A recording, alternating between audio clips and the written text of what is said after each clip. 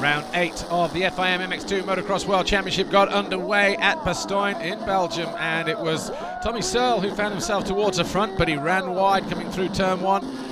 Didn't quite allow the KTMs to go through, but by turn 3, Jeffrey Hurlings, the championship leader, found a way up the inside of the Brit, and we looked like we were going to be in for a super showdown between the two championship contenders. But despite it, that never really materialised, and below them though, Jeremy Van Hoorbeek in third place, but Jake Nichols had a good opening lap in fourth ahead of Joel Roulants. Roulants eventually coming through in fourth behind his fellow countryman Jeremy Van Hoorbeek. Jake Nichols came home in fifth, but Tommy Searle, despite staying close for majority of the race, eventually started to make too many mistakes and lost the toe to Jeffrey Hurlings, and it was Jeffrey Hurlings, the Red Bull KTM factory rider, who eventually found himself rounding the final turn and taking the checkered flag to win from Tommy Searle and Jeremy Van Hoorbeek.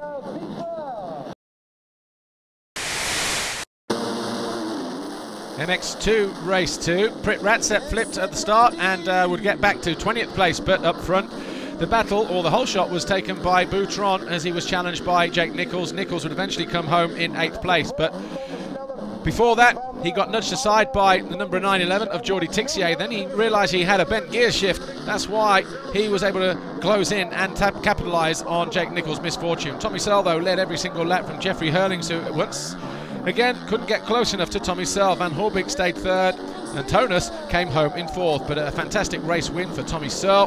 He took the overall Grand Prix victory as well. Jeffrey Hurlings was second overall, Jeremy Van Hoorbeek was third, and the championship points remains at 24 points between Jeffrey Hurlings, who continues to lead the championship, and Tommy Searle. Next stop, Sweden in 2 weeks' time.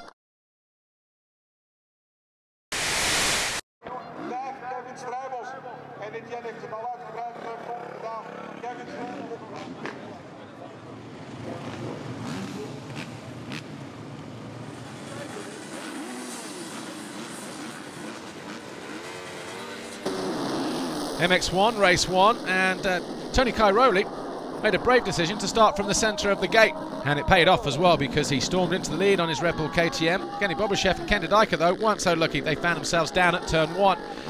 Clement de Salle found himself in the thick of things, started down in 6th position but worked his way past the likes of the number 11 of Sebastian Pourcel and Kevin Strybos and Christophe Pourcel to eventually come home in third, but that was his move on Kevin Strybos, the HM Plant KTM rider, but no one was a match for Tony Cairoli. He won from Gauthier Paulin. De Salle was third.